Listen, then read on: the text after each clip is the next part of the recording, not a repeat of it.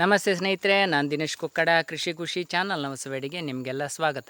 ಸ್ನೇಹಿತರೆ, ಈಗ ಅಡಿಕೆಗೆ ಹೆಚ್ಚು ಕಡಿಮೆ ಕೆ ಜಿಗೆ 500 ರೂಪಾಯಿ ರೇಟ್ ಇದೆ.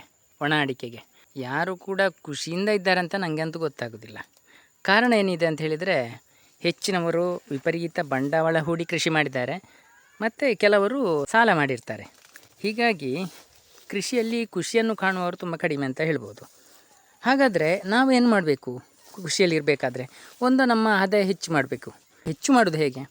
ಅದಕ್ಕಾಗಿ ಸ್ನೇಹಿತರೆ, ನಾವೇನು ಮಾಡಬೇಕಂತ ಹೇಳಿದರೆ, ಎಲ್ಲ ಜಾಗದಲ್ಲೂ ಅಡಿಕೆಯನ್ನೇ ತೂರಿಸಿ ಬಿಡುವುದಲ್ಲ. ನಾವೊಂದು 10-20 ಸೆಂಟ್ಸ್ ಜಾಗವನ್ನು ಬೇರೆ ಕೃಷಿಗೆ ಅಂತಲೇ ಮೀಸಲಿಟ್ಟಿರಬೇಕು. ಯಾಕಂತ ಹೇಳಿದರೆ, ಈಗ ನೋಡಿ, ಅಡಿಕೆ ತೋಟದ ಒಳಗಡೆ ನೆರಳಿನಲ್ಲಿ ಆಗುವಂಥ ಗಿಡಗಳನ್ನೇ ನಾನು ಹೆಚ್ಚಾಗಿ ನೆಡುವುದು. ಕೊಕ್ಕೋ ಇರಬಹುದು, ಅಥವಾ ಜಾಯಿಕಾಯಿ ಇರಬಹುದು, ಕಾಫಿ ಇರಬಹುದು, ಬಾಳೆ ಇರಬಹುದು, ಎಲ್ಲವೂ ಕೂಡ ನೆರಳಿನಲ್ಲಿ ಚೆನ್ನಾಗಿ ಬೆಳವಣಿಗೆ ಆಗ್ತದೆ. ಆದರೆ ಕೆಲವು ಗಿಡಗಳು, ಕೆಲವು ಕೃಷಿ ನೆರಳಿನಲ್ಲಿ ಆಗುವುದೇ ಇಲ್ಲ. ಹಾಗಾಗಿ ನಾವು ಏನು ಮಾಡಬೇಕಂತ ಹೇಳಿದರೆ, ಒಂದು 10-20 ಸೆನ್ಸು ಜಾಗವನ್ನು ಮೀಸಲಿಡಬೇಕು. ನಾನು ಕೇವಲ ಒಂದು 20 ಸೆನ್ಸು ಜಾಗವನ್ನು ಖಾಲಿ ಬಿಟ್ಟಿದ್ದೇನೆ. ಅಲ್ಲಿ ನಾನೊಂದು ಕೃಷಿ ಮಾಡ್ತಾಯಿದ್ದೇನೆ ಸ್ನೇಹಿತರೆ. ಒಂದು ಗಿಡದ ರೇಟ್ ಎಷ್ಟು ಗೊತ್ತುಂಟ ನಿಮಗೆ? ಅಥವಾ ಒಂದು ಗಿಡದ ರೇಟಲ್ಲ, ಆ ಕೃಷಿಗೆ ನನಗೆ ಖರ್ಚು ಎಷ್ಟು ಗೊತ್ತುಂಟ?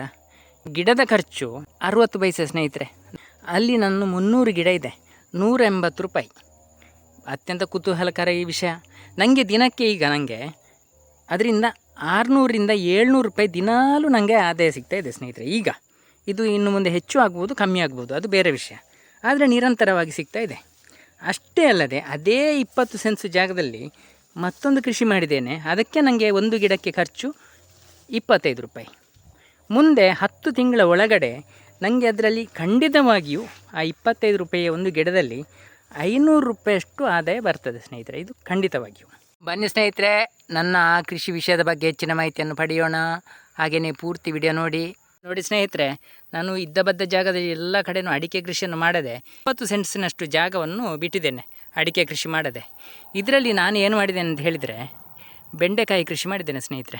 ಇದು ಯಾವುದಂತ ಹೇಳಿದರೆ, ಈ ಕಾರ್ಕಳ ಬೆಂಡೆ ಅಂತ ಹೇಳ್ತಾರೆ, ಅಥವಾ ಬಿಳಿ ಬೆಂಡೆ ಅಂತ ಹೇಳ್ತಾರೆ, ಅಥವಾ ಹಾಲು ಬೆಂಡೆ ಅಂತಲೂ ಹೇಳ್ತಾರೆ. ಇದು ಅತ್ಯಂತ ರುಚಿಕರವಾದಂತಹ ಒಂದು ಬೆಂಡೆಕಾಯಿ, ಒಳ್ಳೆಯ ಬೇಡಿಕೆ ಇರುವಂತಹ ಒಂದು ಬೆಂಡೆಕಾಯಿ ಕೃಷಿ. ಇದಕ್ಕೆ ಮಾರುಕಟ್ಟೆಯಲ್ಲಿ ಅತ್ಯಧಿಕ ದರ ಸಿಗ್ತದೆ ಸ್ನೇಹಿತರೆ. ಕಡಿಮೆ ಅಂತ ಹೇಳಿದ್ರೂ ಕೂಡ ಕೆ ಜಿಗೆ 60 ರೂಪಾಯಿಂದ 70 ರೂಪಾಯಿ ನಮ್ಮ ಕೈಯಿಂದಲೇ ಖರೀದಿ ಮಾಡ್ತಾರೆ. ಆದರೆ ಸ್ನೇಹಿತರೆ, ಈ ಕೃಷಿಯನ್ನು ನಾನು ಶೂನ್ಯ ಬಂಡವಾಳ ಕೃಷಿ ಪದ್ಧತಿಯಿಂದಲೇ ಈ ಬೆಂಡೆಕಾಯಿ ಕೃಷಿ ಕೂಡ ಮಾಡಿದ್ದೇನೆ. ನೋಡಿ, ಇಲ್ಲಿ ನಿಮಗೆ ನೆಲದಲ್ಲಿ ಕಾಣ್ಬೋದು, ಎಲ್ಲ ಕಳೆ ಇದೆ ನೋಡಿ. ಯಾವುದೇ ರೀತಿಯಲ್ಲೂ ನಾನು ಕಳೆಯನ್ನು ತೆಗೆದಿಲ್ಲ. ನೋಡಿ, ನಮ್ಮ ಬೆಂಡೆಕಾಯಿ ಗಿಡದ ಬುಡವನ್ನು ನೀವು ಗಮನಿಸಿ ಹೇಗಿದೆ ಅಂತ. ಸಂಪೂರ್ಣ ಕಳೆ ಇದೆ ಸ್ನೇಹಿತರೆ. ಆದರೆ ಹೆಚ್ಚಿನವರು ತರಕಾರಿ ಕೃಷಿ ಮಾಡುವಾಗ ನೀವು ಗಮನಿಸಿರ್ಬೋದು, ಎಲ್ಲ ಶುದ್ಧ ಮಾಡಿರ್ತಾರೆ, ಹಣ ಖರ್ಚು ಮಾಡಿರ್ತಾರೆ. ಇಲ್ಲಿ ನಾನು ಹೇಳೋದು ಹಾಗೇನೆ ಸ್ನೇಹಿತರೆ, ಯಾವುದೇ ಕೃಷಿ ಇರಲಿ, ನಾವು ಹಣ ಖರ್ಚನ್ನು ಎಷ್ಟು ಕಡಿಮೆ ಮಾಡಿದ್ದೆವು ಅಷ್ಟು ಲಾಭ ಸ್ನೇಹಿತರೆ. ತರಕಾರಿ ಕೃಷಿಕರನ್ನು ನೀವು ಗಮನಿಸಿರ್ಬೋದು, ಇಲ್ಲೆಲ್ಲ ಬೆಡ್ ರೀತಿ ಮಾಡಿರ್ತಾರೆ. ಅಷ್ಟೇ ಅಲ್ಲದೆ ಅದಕ್ಕೆ ಮಲ್ಚಿಂಗ್ ಪೇಪರ್ ಅಂತ ಹಾಕಿರ್ತಾರೆ, ಏನೆಲ್ಲ ಮಾಡಿರ್ತಾರೆ. ಎಲ್ಲವೂ ಹಣ ಮುಗಿಸುವಂತಹ ಒಂದು ವ್ಯವಸ್ಥೆಯ ಹೊರತು ನಮ್ಮ ಕೃಷಿಗೆ ಅದರಿಂದ ಏನು ಲಾಭ ಆಗ್ತದೆ ಅಂತ ಅಲ್ಲ. ನೋಡಿ, ಯಾರಾದರೂ ನಮ್ಮ ಥರ ಈ ರೀತಿಯ ಬೆಂಡೆಕಾಯಿ ಕೃಷಿಯಲ್ಲಿ ಇಷ್ಟು ಶೂನ್ಯ ಬಂಡವಾಳ ಕೃಷಿಯಿಂದ ಇಷ್ಟು ಕಡಿಮೆ ಖರ್ಚಲ್ಲಿ ಮಾಡಬಹುದಂತ ನೋಡಿ, ಎಷ್ಟು ಆರೋಗ್ಯದಿಂದ ಕೂಡಿದೆ ಅಂತ ನೋಡಿ ಬೆಂಡೆಕಾಯಿ ಗಿಡಗಳು. ಯಾವುದೇ ರೋಗ ಬಾಧೆ ಕೂಡ ಇಲ್ಲ. ಅಷ್ಟೇ ಅಲ್ಲದೆ ದಪ್ಪನೇ ಗಾತ್ರದ ಹೂವನ್ನು ಬಿಡ್ತಾ ಇದೆ ನೋಡಿ, ಗಮನಿಸಿ ನೀವು ಹೇಗೆ ಆರೋಗ್ಯಯುತವಾಗಿ ಬೆಂಡೆಕಾಯಿ ಹೂವಿದೆ ಅಂತ ನೋಡಿ. ಸ್ನೇಹಿತರೆ, ಇವತ್ತಷ್ಟೇ ನಾನು ಕೊಯ್ಲು ಮಾಡಿದ್ದೇನೆ. ನನಗೆ ಈಗ ಕಡಿಮೆ ಅಂತ ಹೇಳಿದರು ದಿನಕ್ಕೆ 8-10 kg ಸಿಗ್ತಾಯಿದೆ ಸ್ನೇಹಿತರೆ. ಅಂದರೆ ಪ್ರತಿದಿನವೂ 600 ರೂಪಾಯಿಗಿಂತ ಮೇಲೆ ಇನ್ಕಮ್ ಇದೆ. ಖರ್ಚೆಷ್ಟು? ನಾನು ಬೆಂಡೆಕಾಯಿ ಬೀಜವನ್ನು ಮೊದಲು ಏನು ಮಾಡಿದೆ ಅಂತ ಹೇಳಿದರೆ, ಈ ರೀತಿಯ ಪ್ಲಾಸ್ಟಿಕ್ ಗ್ಲಾಸಿನಲ್ಲಿ ಬಿತ್ತನೆ ಮಾಡಿತ್ತು. ಇದು ಉಳಿಕೆಯಾದಂಥ ನೋಡಿ, ಇದು ಉಳಿಕೆಯಾದಂತಹ ಬೆಂಡೆಕಾಯಿ ಗಿಡಗಳು. ಇದಕ್ಕೆ ಸ್ನೇಹಿತರೆ 60 ಪೈಸೆ ಬೀಳ್ತದೆ ಈ ಗ್ಲಾಸಿಗೆ. ಈ ಗ್ಲಾಸಲ್ಲಿ ಯಾಕೆ ನಾವು ಬಿತ್ತನೆ ಬೀಜ ಹಾಕಬೇಕಂತ ಹೇಳಿದರೆ, ನಮಗೆ ನಾಟಿ ಮಾಡಲಿಕ್ಕೆ ತುಂಬ ಸುಲಭ ಆಗ್ತದೆ. ಇದರಲ್ಲಿ ನಾವು ಬಿತ್ತನೆ ಬೀಜವನ್ನು ಹಾಕಿ ಒಂದು 10 ದಿನ 15 ದಿನ ಇದರಲ್ಲಿ ಇಡಬಹುದು. ಅದಕ್ಕಿಂತ ಜಾಸ್ತಿ ಕೂಡ ಗಿಡವನ್ನು ಬೆಳೆಸ್ಬೋದು. ಹೀಗೆ ಹಾಕಿದ ಗಿಡವನ್ನು ನಮಗೆ ನಾಟಿ ಮಾಡಲಿಕ್ಕೆ ತುಂಬ ಸುಲಭ. ಇಲ್ಲದಿದ್ದರೆ ಈ ಕಳೆಗಳ ಎಳೆಯಲ್ಲಿ ಈ ಗಿಡಗಳನ್ನು ಎಲ್ಲಿ ನಾಟಿ ಮಾಡಿದ್ದೇವೆ ಅಂತ, ಬಿತ್ತನೆ ಬೀಜವನ್ನು ಎಲ್ಲಿ ಮೊಳಕೆ ಬರಿಸಲಿಕ್ಕೆ ಹಾಕಿದ್ದೇವೆ ಅಂತ ನಮಗೆ ಹುಡುಕಲಿಕ್ಕೆ ತುಂಬ ಕಷ್ಟ.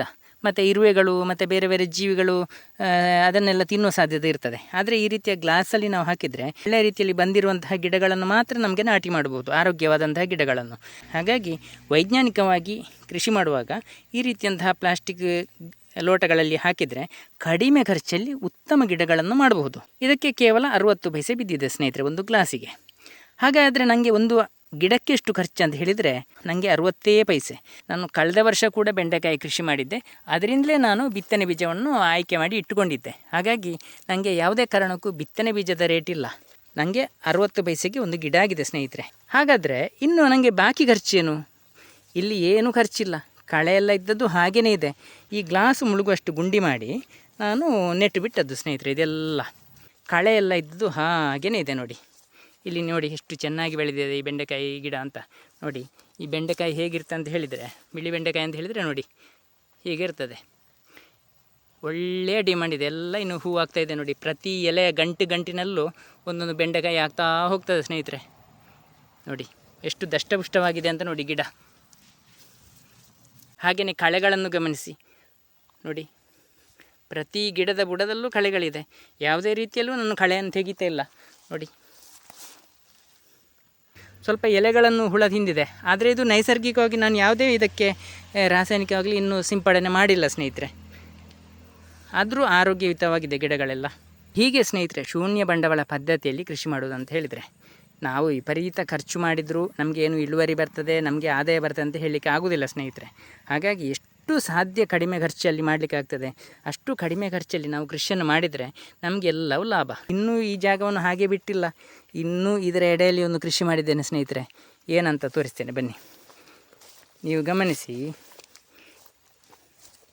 ಇದು ಏನು ಅಂತ ನೋಡಿ. ನೇಂದ್ರ ಬಾಳೆ ಗಿಡಗಳನ್ನು ಹಾಕಿದ್ದೇನೆ ಸ್ನೇಹಿತರೆ, ಕಂದುಗಳನ್ನು ತಂದು ನೋಡಿ. ಕೇವಲ 25 ರೂಪಾಯಿ ಕೊಟ್ಟಿದ್ದೇನೆ ಸ್ನೇಹಿತರೆ ಒಂದು ಕಂದುವಿಗೆ. ಆರೋಗ್ಯಯುತವಾದ ಕಂದು ಇದು. ಈ 20 ಸೆನ್ಸ್ ಜಾಗದಲ್ಲೂ ಹಾಕಿದ್ದೇನೆ. 200 ಕಂದುಗಳನ್ನು ಹಾಕಿದ್ದೇನೆ ಸ್ನೇಹಿತರೆ. ಕೇವಲ ಮಧ್ಯಾಹ್ನದ ಒಳಗಡೆ ಸಣ್ಣ ಸಣ್ಣ ಕಂದುಗಳು ಮುಳುಗುವಷ್ಟು ಮಾತ್ರ ಗುಂಡಿ ತೆಗೆದದ್ದು. ಈ ಕಂದನ್ನು ನೆಟ್ಟು ನಾನು 3 ದಿನ ಆಯಿತು ಸ್ನೇಹಿತರೆ. ಇಲ್ಲಿಂದ ಇಲ್ಲಿಗೆ ಬೆಳವಣಿಗೆ ಆಗಿದೆ ಈಗ ನೋಡಿ. ಬೇರೆ ಏನೂ ಕೆಲಸ ಇಲ್ಲಿ ಮಾಡಲಿಲ್ಲ. ಈ ಬಾಳೆಕಂದುಗಳು ಇನ್ನು 10 ತಿಂಗಳಲ್ಲಿ ನನಗೆ ಗೊನೆಗಳನ್ನು ಕೊಡ್ತದೆ. ಅಂದರೆ ಈ ನೇಂದ್ರ ಬಾಳೆ ಗಿಡದ ವಿಶೇಷತೆ ಅಷ್ಟೇ.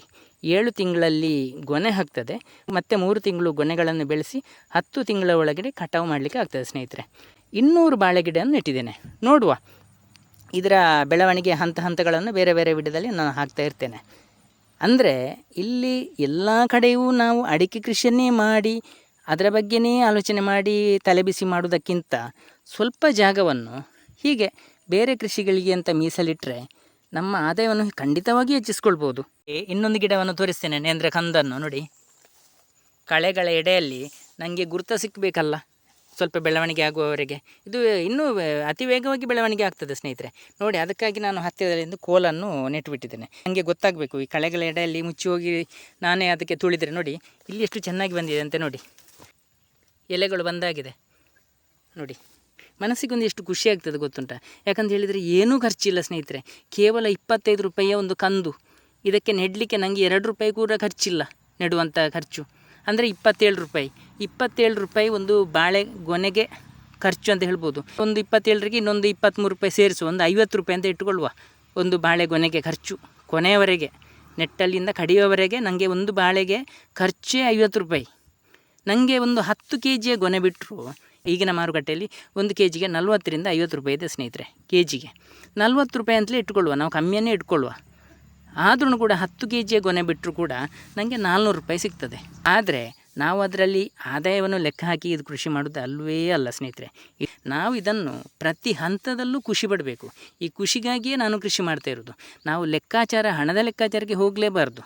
ಯಾಕಂತ ಹೇಳಿದರೆ ಈಗ ನಾನು 200 ಬಾಳೆ ಗಿಡ ನೆಟ್ಟೆ, ಇನ್ನು ಮುಂದಿನ ದಿನಗಳಲ್ಲಿ ಜೋರು ಗಾಳಿ ಎಲ್ಲ ಬರುವ ಸಾಧ್ಯತೆ ಇರ್ತದೆ. ಇದು ಬೆಳವಣಿಗೆ ಆದಾಗ ಈ ಗಾಳಿಗೆಲ್ಲ ಮಗುಚಿ ಹೋಗಲೂಬಹುದು, ಹೇಳಲಿಕ್ಕೆ ಆಗೋದಿಲ್ಲ ಸ್ನೇಹಿತರೆ. ನಾವು ಎಷ್ಟು ಸಾಧ್ಯವೋ ಅಷ್ಟು ಜಾಗೃತೆ ಮಾಡಿದರೂ ಕೂಡ ಪ್ರಕೃತಿ ಎದುರಲ್ಲಿ ನಮ್ಮದು ಏನೂ ನಡೆಯುವುದಿಲ್ಲ. ಹಾಗಾಗಿ ನಾವು ಯಾವುದೇ ಕೃಷಿ ಮಾಡೋದಾದರೂ ಖುಷಿಯಿಂದ ಮಾಡಬೇಕು ಅಷ್ಟೇ. ಇದರ ಪ್ರತಿ ಹಂತವನ್ನು ನಾವು ಖುಷಿ ಪಡಬೇಕು ಅಷ್ಟೇ. ನಾವು ಕೇವಲ ಲೆಕ್ಕಾಚಾರವನ್ನು ಮಾಡ್ತಾ ಕೃಷಿ ಮಾಡೋದು ಅಲ್ಲ ಸ್ನೇಹಿತರೆ. ಇನ್ನೊಂದು ಸಣ್ಣ ಒಂದು ಕೃಷಿಯನ್ನು ತೋರಿಸ್ತೇನೆ ಇದೇ ಜಾಗದಲ್ಲಿ.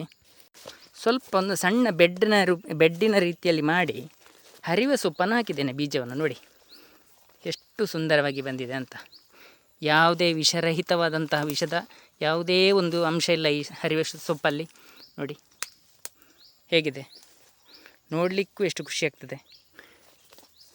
ನಾವು ಎಲ್ಲ ಕಡೆಯೂ ಅಡಿಕೆಯನ್ನು ಮಾಡಿ ನಮಗೆ ಯಾವುದೇ ಒಂದು ತರಕಾರಿ ತಿನ್ನುವಂತಹ ಯೋಗ್ಯತೆ ಕೂಡ ಇಲ್ಲ ಅಂತ ಹೇಳ್ಬೋದು ಕೆಲವರ ತೋಟದಲ್ಲಿ ನೋಡುವಾಗ. ನೋಡಿ ಇಲ್ಲಿ ನಾನು ಸೌತೆಕಾಯಿ ಬಳ್ಳಿ ಹಬ್ಬಿಸ್ತೇನೆ, ಬೇಕಾದಷ್ಟು ಸೌತೆ ಆಗಿದೆ ಸ್ನೇಹಿತರೆ ಇದರಲ್ಲಿ.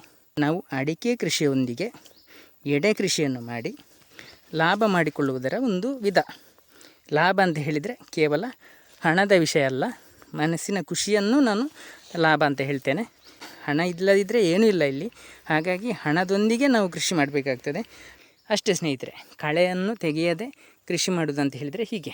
ಅದೇ ಬೇರೆಯವರಾದರೆ ಇದಕ್ಕೆ ಗುಂಡಿ ತೆಗಿಲಿಕ್ಕೆ ಇಟ್ಟು ಹಚ್ಚಬೇಕು, ಇದರ ಮಣ್ಣನ್ನೆಲ್ಲ ಮೇಲ್ಮಣ್ಣನ್ನೆಲ್ಲ ತೆಗೆದು ಹಾಕಿ ಏನೋ ಅಡಿಮೇಲು ಮಾಡಿ ಈ ಮೇಲ್ಮಣ್ಣಿನ ಪೋಷಕಾಂಶವನ್ನೆಲ್ಲ ಲಗಾಡಿ ಮಾಡಿ ಕೃಷಿ ಮಾಡಿದರೆ ನಾವು ಎಣಿಸಿದಷ್ಟು ಒಳ್ಳೆಯ ರೀತಿಯಲ್ಲಿ ಕೃಷಿ ಬರಲಿಕ್ಕೆ ಸಾಧ್ಯನೇ ಇಲ್ಲ ಸ್ನೇಹಿತರೆ.